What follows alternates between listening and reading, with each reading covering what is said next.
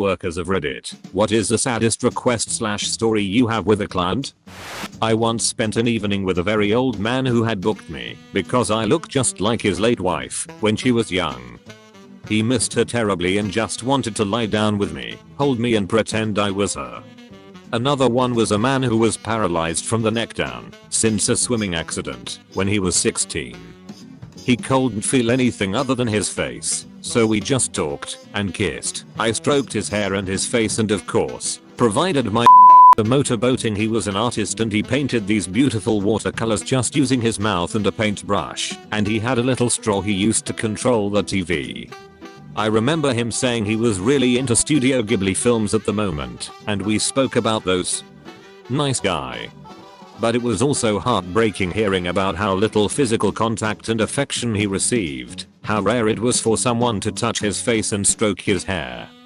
He spoke about how hard it is when it's like people are scared to touch you, even loved ones and friends. I hope wherever these men are these days, that they are well and happy and are finding the solace and physical affection they need. I can't say that for all my past clients, but certainly those ones. By the way guys, if you are enjoying this video so far, don't forget to like this video and subscribe to the channel. It will help us out quite a bit, and if you don't enjoy the videos in the future anymore, you can always unsubscribe. Let's get back to the video. I have so many depressing stories. The first I can think of is an older man. I had just started and was working with an agency. I spoke with the man on the phone and he sounded extremely old. His voice was frail and shaky. Our house was in an average middle class suburb. He was 79 years old. He used a walker and was stuck on one floor of the house. He told me his story and it broke my heart. He was married and his wife was out with friends. A few years prior he'd had a stroke, followed by another closely after. This left him unable to care for himself, and his wife became his carer. She was sick of it and left him to his own devices. I can't blame her for being exhausted, but at least get this man a nurse. His son moved across the country and he missed him dearly. He wore diapers because he'd lost control of his urination and bowel movements after the second stroke. He showed me photos of himself when he was younger and talked about his life. He said the only thing he looks forward to was his weekly phone calls with his son and grandkids. I held him and he cried for 2 hours. I almost broke down with him, but I held it in. Edit. Well, this got more attention than I anticipated. Here's another one. His name was Elliot. He was a doctor, psych. The first time we met, I overstayed because he was so pleasant and easy to talk to. After almost a year of seeing him a few times a month, I learned he has a benzo addiction. Yep, a doctor with a benzo problem, shocking. He'd been taking 10 to 12 milligrams of lorazepam per day for years and couldn't stop. He became somewhat of a confidant for me. It was a mutually beneficial relationship in which we threw all our emotions on the table. Unlike the rest of my clients, I wasn't acting. When I saw him, we talked about my life, my problems etc. He finally managed to taper and kick the habit as well as quitting alcohol. He was the happiest I'd ever seen him. Around this time I told him I was planning on leaving the business. He was sad, but understood and we planned to keep in touch because like I said, he wasn't just a client. So I quit, moved away, and I was so busy. I was exhausted but pushing through. I thought about him and wanted to give him a call. I googled him to find his office number to see that he'd passed away a few days before. I lost it, scoured the obituary, searched for answers, and found a post from his daughter he'd committed because he was struggling with benzos again. It broke me. I still wonder what would have happened if I didn't wait months to get in touch. Kinda the reverse here from the stories here. I had a that would hit me up to get rides in my cab for her out calls or hotel changes. Instead of charging her for rides to go out and get food, she'd just buy me food also, because I was often too busy to stop and eat at times. One night when we were both having a slow night, she mentioned how she hadn't had a home cooked meal in over a year and would kill for a steak. I told her I had two in my fridge if she wanted one. Ended up driving to my house, picking up my steaks, some instant mashed potatoes, can of corn, and some fresh garlic bread. Went back to where she was staying and cooked a home cooked meal in her hotel with a microwave and a George Foreman grill. We ended up eating and watching Ted that I'd pick up from a red box down the street. She randomly hugged me and started bawling her eyes out because I was the first person in the past year that has treated her like a regular person, and she couldn't remember the last time she could relax and enjoy herself. I have a client who gives me an allowance just to go and see his mom. Absolutely nothing. I just have lunch or dinner with her a few times a week, hang out and talk. She doesn't live alone. He's got a whole staff to care for her, but she gets lonely. Honestly, if he'd stop giving me the allowance, I probably wouldn't stop coming.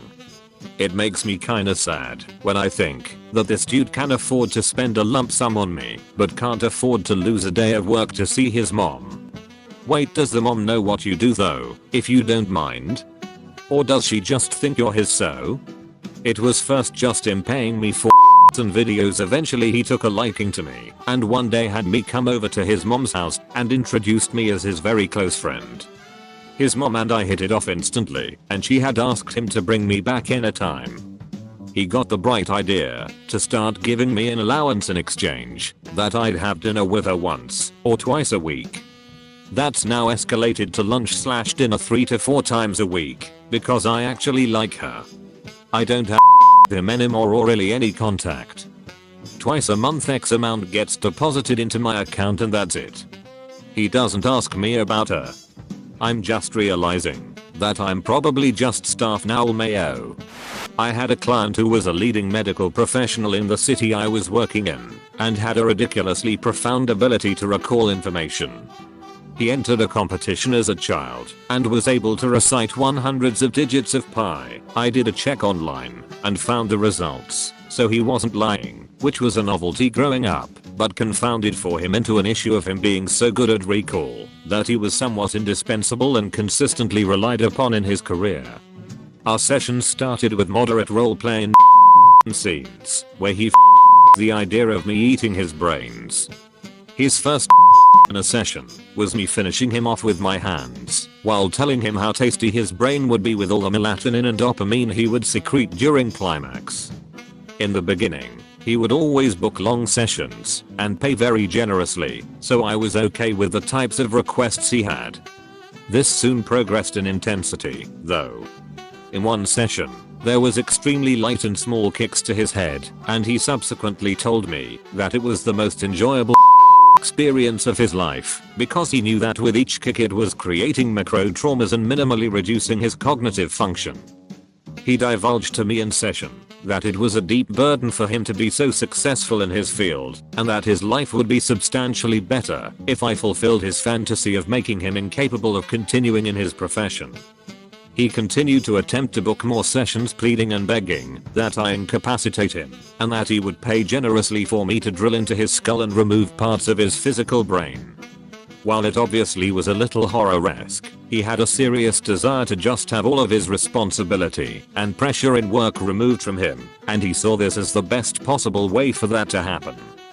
I stopped booking sessions and blocked him as a client, but sometimes think about how sad he was and how he truly wanted to escape the pressure and demands of his job, but didn't quite know how. Sounds like he needs both a vacation and a career change. There is nothing wrong with saying I can't take this anymore, and sounds like he was starting to get desperate to escape his personal prison. I really hope he is okay and safe, because the end of your story makes me think he needed to go on watch with a forced vacation to a rehabilitation clinic. I was for a few years and I'll never forget this Texan man that was in my area for business. I sat at his table and we had some small talk and he mentioned how he never paid because they are just rolling in money and they didn't need his. I corrected him and said how we actually pay to be there and there are times we go home and actually can owe money on a bad night and people like him contribute to those bad nights. That just blew his mind and he appreciated my honesty, apologized and he handed me some money and said something like, "Why don't I buy you a drink and let's talk for a while?" So we are sitting there, drinking and talking, and he slides me money every so often. We are both getting pretty drunk and eventually he asks for a dance. So we go back to the rooms, and I'm getting my whole dance thing going, and he just stops me. He asks if I'd be okay to just sit in his lap and hug him, and I go of course. He starts getting emotional, and confesses to me I looked and sounded exactly like his friend we had talked about back at the table. He had been telling me all about her, and how they grew up together and all the fun things they would do together. He didn't say it, but the way he talked about her I got the feeling he really loved her. He told me she had just recently died in a bad car crash, and when he held me, it was like he was holding her just one last time. He hugged me so tight, and I hugged him back so hard, and we were both crying. I'll never forget that, and I hope with all my heart he's doing well these days. Edit. Thanks for the awards and all the kind comments. I'm sorry I made so many people tear up. Remember to tell your loved ones you love them and hug them when you can, because you never know when it will be the last time. I had a client who was a newbie. He booked me for a dinner date. During dinner, he started crying. He broke down and told me he had just gone through a terrible divorce. It sounded like he still loved her, but she was already engaged to her new man. I ended up seeing this client regularly and things devolved. The ex-wife took the kids out of state. The kids wanted their cats, so he gave them up too. Both his parents were dead, no siblings. He stopped seeing me for a while when he got a new girlfriend. She ended up using him for his money. The last time I saw him, he said he was thinking of moving to Mexico. He wanted to get away. I didn't hear from him, and life became busy for me. A few years later I thought of him randomly and looked him up. I found his obituary, and it was a few weeks after the last time I saw him. I think he killed himself, and I really feel terrible about it. It really haunts me. I had a science teacher in high school who was just wonderful. It's been 20 years since I had his class, but I still remember tons of lessons he did because he was engaging and enthusiastic. Great teacher. But he suffered from depression, and he was fairly transparent about it, in a way that high schoolers could tell. Not in a bad way, but he would be honest and say, sorry, I haven't gotten those tests graded. I've been having a hard time lately. I'll make an effort to get them done this weekend. One day a classmate of mine said he started tearing up in class randomly, and he confessed that he was going through a divorce. Years later, he was caught in a and because he's a teacher, he lost his ability to teach ever, went on the list. He committed not long after. I will fight for legalization of safe sex work in my state, so that this crap doesn't happen again. A genuinely good man and a great teacher is dead because he just needed someone to care about him when he was vulnerable, and our society took everything away from him for it. We need better mental health options too, but I'm just glad that your client was able to come to you for what he needed, even if it didn't heal everything. When I was I had one guy who would often pay for private shows, but it was fairly innocuous, and he never asked for anything but instead he just wanted to practice his flirting/social skills, as he was and really wanted to ask out a girl at his college. He said because of his disability his family never took his romantic questions seriously and laughed at him and just would tell him it was cute that he was asking etc. I'll never forget the day he told me he finally asked her out and she said yes. I'll admit I got pretty verklempt. A lot of guys on those sites just wanted to be heard and seen and feel safe being vulnerable, and I was always appreciative and conscientious of the power that anonymity held for those who felt alone or confused. A huge problem for people with is not being taught the skills they'll need for navigating life, be it out of protection or not believing in them. Social skills and social awareness can be taught like anything else. With treatment some may even fail the diagnostic criteria for ASD. As someone with ASD I can relate to this. My therapist spends my sessions with me role-playing as a prospective friend. It's really embarrassing sometimes, but it makes a difference. Thank you for doing this with him. I had a call through a service at about 6:30 am, Way too early for me, I was sleeping. I kept ignoring my phone, they kept persisting. I finally picked up, agreed on an astronomical hourly rate and the client agreed. I show up to his room about 7:30 am, and he answered, and to my surprise he's a tall, fit guy in his late 20s. He gave my full agreed rate. I could tell he had been drinking. We are sitting on the bed, and I'm trying to ask him questions to keep the mood light and friendly. And he starts to cry, like he's bawling his eyes out. I could tell he wasn't crying beforehand, just really wasted. I was so shocked I didn't know what to do, especially since he's this macho guy. I figured out he was in the armed forces. He told me he was in town for his father's funeral and his emotions and feelings were just hitting him, and he wanted someone to be there with him. So I stayed the whole time, and I let him talk and grieve, and held him for a bit. We didn't do anything except a kiss at the end when my driver picked me up. He gave me his number and told me to call him if I was ever in his city. I still have it. You can hire workers just for this? I mean, is that part of your job? Usually at night I just can't stand to be alone with my thoughts. It's like my mind throws me any sadness it can get, and I just start crying. Nobody I loved has died recently, it's just how my life has been. And I talk to myself a lot. I fantasize someone being there with me and listening to me, comforting me little by little. And I always just wish someone could be with me to actually listen. I don't want to pay attention to my mind. I just wish there was another person I could focus on. I mean, I can't hire anyone for anything. But I didn't think that was possible. Edit. I delete Reddit to save space on my phone for 1 hour or so, and wow. So many replies. Was thinking of deleting this comment later because it felt a little too personal, but thank you all of you for the many replies. One time I was doing a VIP session and this dude legitimately told me to stop dancing and basically broke down in front of me, telling me he was only there because his friends dragged him along to cheer him up. From what he told me, he caught his wife in bed with another man and they recently just got divorced.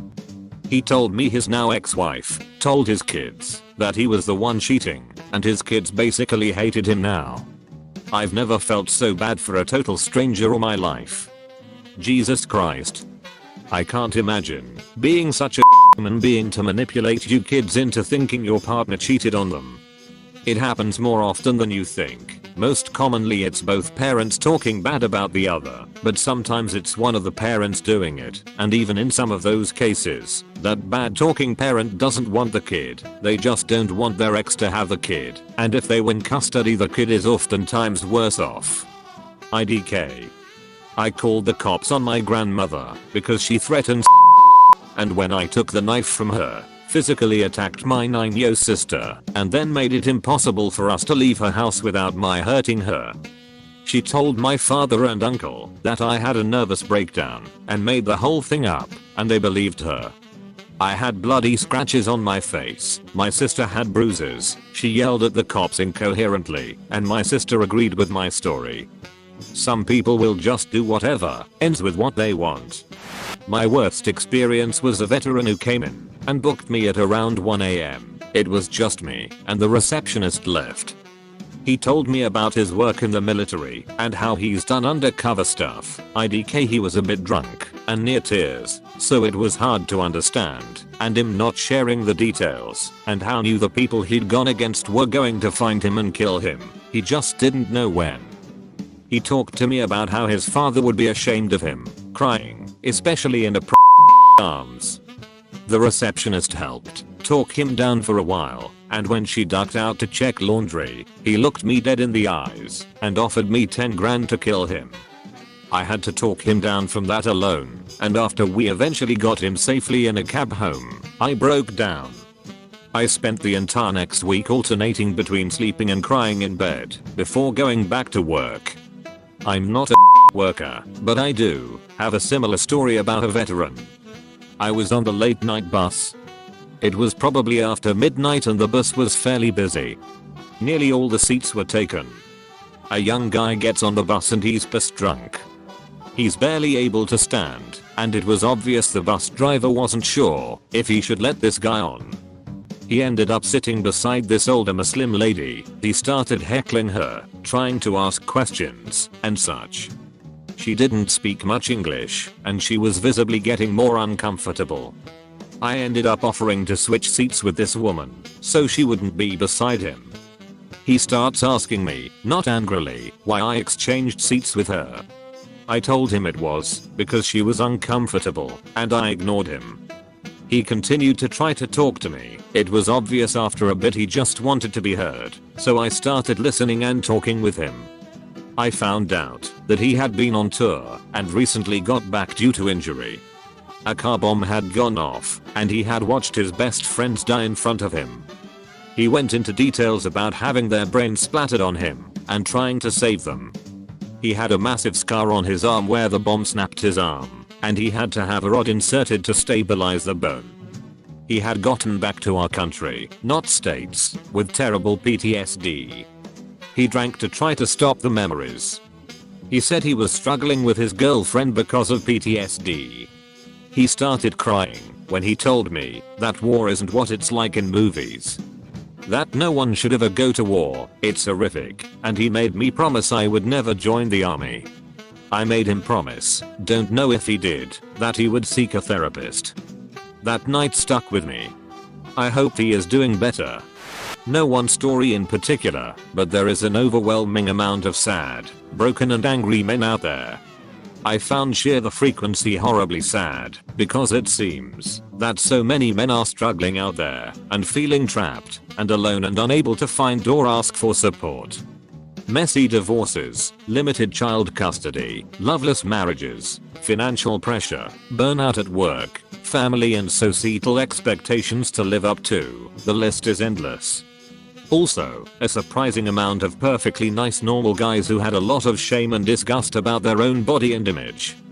Women seem more associated with body positivity movements and such, but so many men have devastating hurt about their body and things they cannot change about it. I'm grateful to have seen the vulnerable side of so many men, and I'm deeply empathetic to the plight of men and their often invisible challenges. Please check in with the men in your life.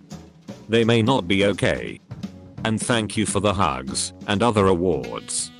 I wish I could hug all of you who need it. I'll edit this further to add another sad story about a client. The client whom I dated and fell in love with, but then left me to move interstate and end up with someone else. I retired from the industry completely after he moved away.